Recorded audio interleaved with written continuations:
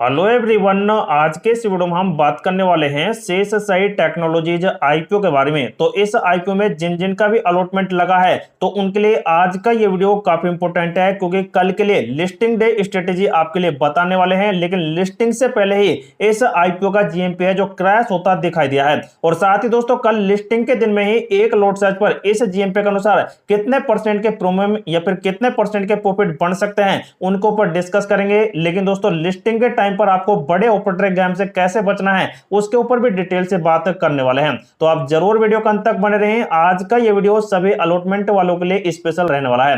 तो जैसा कि दोस्तों, अगर आपको यहां पर अलॉटमेंट हुआ है तो 423 रुपए के भाव में आपको 35 शेयर यहां पर दे दिए होंगे आपके डीमेट अकाउंट में। जैसा कि आप देख सकते हैं, आज है 29 सितंबर और आज ही दोस्तों आपको यहां पर आपके शेयर उपलब्ध कर दिए होंगे। और इन्हीं शेयरों के आप देख सकते हैं 30 सितंबर को पूरी तरह से बीएसई और एनएसई पर लिस्टिंग होने जा रही है। लेकिन दोस्तों, आज एक इंपॉर्टेंट दिन यह भी था कि 29 सितंबर जिनको यहां पर अलॉटमेंट नहीं हुआ था तो उनका रिफंडिंग का पैसा वापस कर दिया होगा। जैसा कि आप देख सकते हैं 14,805 रुपए एक लॉट साइज के अनुसार माने तो यहां पर दोस्तों आपको या तो क्रेडिट का या फिर रिवोक का मैसेज आ गया है, तो आप समझ लें कि दोस्तों आपका यहां पर पैसा है जो पूरी तरह से रिफंड कर दिया गया है। और यहां पर भी आप देख सकते हैं करीब 40,000 करोड़ का देख सकते हैं टोटल अमाउंट कंपनी के पास आया था इस आईपीओ के जरिए, वो भी 3 दिन के अंदर। तो इसमें से दोस्तों जो आईपीओ निकाला गया था उसे तो कंपनी रख लेगी अपने पास है, लेकिन बाकी का बचा कुचा फंड है उसे रिफंड करेगी। तो जब 3 दिन में इकट्ठा हुआ है इतना ज्यादा पैसा, तो हो सकता है कि दोस्तों 1-2 दिन में आपके रिफंड कर दिए जाए हो। लेकिन दोस्तों, किस किस का भी अलॉटमेंट यहां पर रिफंडिंग का पैसा आ चुका है एक बार जरूर हमें कमेंट कर बताएं।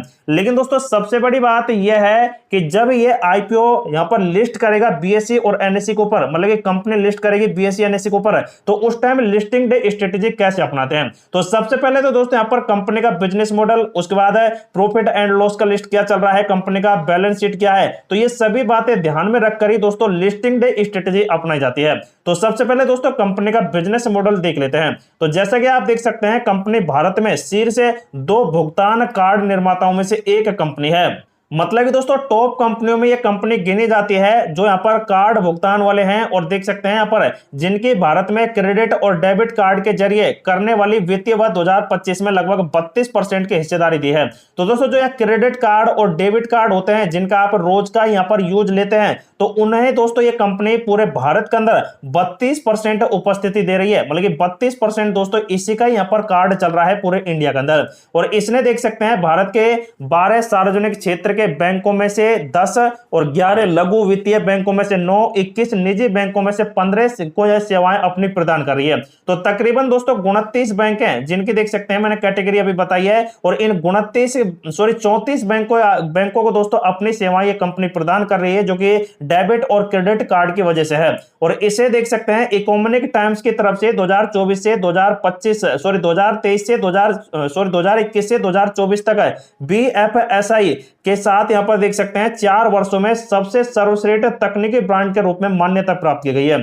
और साथ ही आप ये भी देख सकते हैं दीर्घकालिक ग्राहक संबंध है इस कंपनी के पास है। मतलब कि पिछले 10 सालों का रिकॉर्ड खंगालें तो 10 ग्राहकों में से 7 ऐसे ग्राहक हैं जो अभी भी इस कंपनी के साथ जुड़े हुए हैं। मतलब कि 10 साल से दोस्तों इस कंपनी का काफी बड़ा दबदबा बन रहा है। साथ ही आप ये भी देख सकते हैं राजस्व 75% बढ़ा है और मौजूदा ग्राहकों की राजस्व जो 97% बढ़ता दिखाई देगा। अब जैसे कि आप देख सकते हैं कई यहाँ पर डेबिट और क्रेडिट कार्ड होते हैं, रुपए के होते हैं और कई ऐसे होते हैं। सबसे ज्यादा रुपए ब्रांड दोस्तों इस कंपनी की यहां पर बन रही है। और कुशल प्रौद्योगिकी के अंदर आप देख सकते हैं इस कंपनी का काफी अच्छा अपडेट चल रहा है। जैसे कि यहां पर आप देख सकते हैं एआई, रोबोटिक, ऑटोमेशन से एपीआई फ्रेमवर्क और आईटीओ और यहां पर कुछ ऐसे डिजिटल सेक्टर से यहां पर रिलेटेड अपडेट है इस कंपनी के पास है, जिनसे इसी कंपनी के दोस्तों यहां पर ब्रांड बन रही है। और आप ये भी देख सकते हैं दोस्तों यहां पर बहुत ही अच्छी विनिर्माण ये कंपनी बन चुकी है। 7 स्थानों पर 24 से भी ज्यादा इकाइयां इस कंपनी के संचालित हैं, जहां से ये डेबिट और क्रेडिट कार्ड बनाकर ये कंपनी सप्लाई करती है और अच्छा खासा रेवेन्यू जनरेट करती है। तो दोस्तों ये तो यहां पर साफ हो गया कि कंपनी लॉन्ग टर्म पर्पस के लिए काफी बेहतर है, क्योंकि दोस्तों आप भी समझते होंगे जितने भी क्रेडिट और डेबिट कार्ड होते हैं एक्सपायर होते हैं और एक्सपायर होंगे तो ये कंपनी फिर से उनको उपलब्ध कराएगी, फिर से उपलब्ध कराएगी तो दोस्तों चार्ज जनरेट करेगी। अब जैसे दोस्तों आपका यहाँ पर डेबिट कार्ड या क्रेडिट कार्ड होता है वो एक्सपायर होता है, तो जब आप इसे वापस लेने के लिए बैंक में जाते हैं तो आपसे चार्ज किया जाता है। तो उसी प्रकार दोस्तों ये कंपनी यहाँ पर जनरेट करती है अपना बहुत ही अच्छा मुनाफा। जैसा कि आप देख सकते हैं मुनाफा के ऊपर बात करें तो सबसे पहले इसका कंपनी का दोस्तों फंडामेंटल आप देखेंगे तो 38% और करीब 46% का आरओसी और आरओई है। लेकिन कंपनी अपने फंड को एफिशिएंसी तरीके से यूज कर बहुत ही अच्छा यहाँ पर अपने बिजनेस को बढ़ाती दिखाई दे रही है।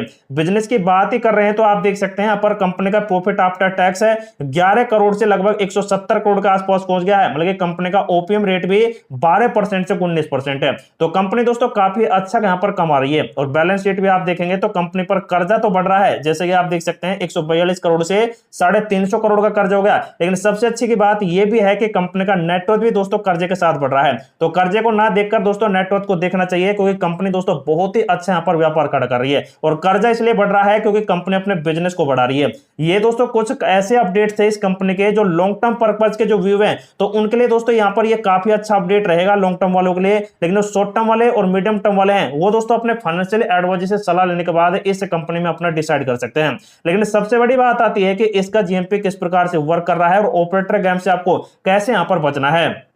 तो जैसा कि आप देख सकते हैं यहाँ पर 423 रुपए का जो प्राइस निकाला गया था तो उस पर अब 41 रुपए के यहाँ पर जीएमपी चल रहे हैं। तो ये दोस्तों लगातार डाउन हो रहा है, जो यहाँ पर दोस्तों 115 के आसपास यहाँ पर जीएमपी था। और इस 115 से आप देख सकते हैं 4000 के एस्टिमेटेड प्रॉफिट जो बनते दिखाई दे रहे थे, लेकिन अब वो यहाँ पर देख सकते हैं डाउन होकर 41 रुपए के अनुसार देख सकते हैं 1435 के आसपास बनते दिखा रहे हैं एस्टिमेटेड प्रॉफिट है। तो अब 423 पर न खुलकर 464 रुपए के संकेत दे रही है। 10% के एक लॉट साइज पर प्रॉफिट गेन के यहाँ पर अपडेट मिल रहे हैं। लेकिन सबसे बड़ी बात है कि दोस्तों कंपनी आखिर लिस्ट कैसे करती है।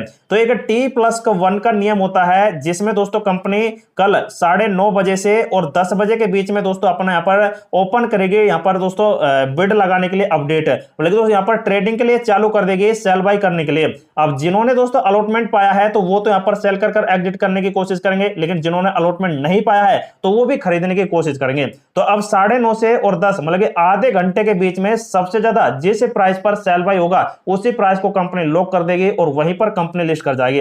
अब जैसे कि एग्जांपल के लिए ये 464 रुपए है इस जीएमपी के अनुसार है, तो इसी वाले प्राइस पर दोस्तों सबसे ज्यादा सेल या फिर बाय के अपडेट आएंगे तो यहां पर दोस्तों इसी वाले प्राइस को लॉक कर कंपनी है जो अपने लिस्टिंग कर देगी बीएसई और एनएसई को। तो इस प्रकार से तो दोस्तों कंपनी लिस्ट करती है, लेकिन उसी टाइम दोस्तों बड़े ऑपरेटर का गेम भी होता है। अब जैसे कि आपको पता ही होगा इस कंपनी के अंदर बहुत ही बड़ी क्वांटिटी में देख सकते हैं यहाँ पर ओवर बिड लगे थे, तो इन्होंने एक बार में एक बिड तो लगाया नहीं होगा, तो क्योंकि बड़े बड़े इन्वेस्टर्स हैं और जब लाखों करोड़ों रुपए यहाँ पर लगाएंगे तो दोस्तों कम से कम यहाँ पर ये कम से कम 1000-2000 के एक साथ ही लॉट साइज लगाते हैं, जिसकी वजह से दोस्तों इनको एक बार में 100-200 लॉट साइज मिल जाते हैं। अब जैसे कि किसी क्यूआईबी वाले बंदे को 100 लॉट साइज एक बार में उपलब्ध हो गई तो दोस्तों उनको कम से कम यहाँ पर 1,43,500 रुपए के आसपास के प्रॉफिट होंगे इस 100 लॉट साइज पर। तो जब वो दोस्तों इस प्रॉफिट को बुक करेंगे तो 464 रुपए से डाउन होता होता नीचे आएगा, हो सकता है कि इससे भी नीचे यहां पर चला जाए। ऐसा होगा तो दोस्तों ये बड़े ऑपरेटर हैं जो यहां पर फिर से सस्ते दामों पर इन शेयरों को खरीदेंगे और खींचकर उसी प्राइस पर ले जाएंगे, तो इनको डबल प्रॉफिट होता है। एक तो प्रॉफिट ये यहां से ले लेते हैं और साथ ही सस्ते दामों पर दोस्तों यहां पर और भी अच्छा फंड यहां पर जनरेट कर ये दोस्तों यहां पर इसमें और खरीदारी कर लेते हैं सस्ते दामों पर। तो इस प्रकार दोस्तों डबल ऑपरेटर गेम होता है। लेकिन इसमें ही फंसते हैं छोटे मोटे रिटेलर, वो ऐसे फंसते हैं जैसे ये वहां पर दोस्तों प्रॉफिट बुक करेंगे तो डाउन तो आएगा ही शेयर, जिसकी वजह से दोस्तों जैसे यहाँ पर 1400 का हो रहा है तो 700 के आसपास रह गया, 600 पे रह गया, तो वो दोस्तों समझेंगे कि और ज्यादा लॉस ना हो जाए और इसी वजह से वो थोड़ा बहुत प्रॉफिट बुक कर लेकर जाते हैं। लेकिन जब यहाँ पर ये खरीदारी करते हैं तो ये खरीद नहीं पाते हैं और इनके हाथ खाली के खाली रह जाते हैं। तो इस प्रकार होता है बड़े ऑपरेटर का गेम।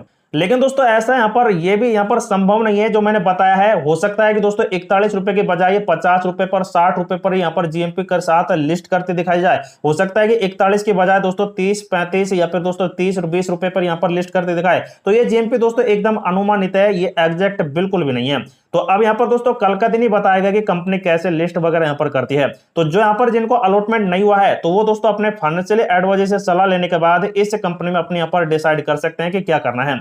तो ये थे दोस्तों इस आईपीओ को लेकर बड़े अपडेट जो आपके साथ डिस्कस किए गए हैं। लेकिन जो भी बड़े अपडेट होंगे वो आपको नेक्स्ट वीडियो में बता दिए जाएंगे, तो आप जरूर हमारे चैनल को सब्सक्राइब कर रखें।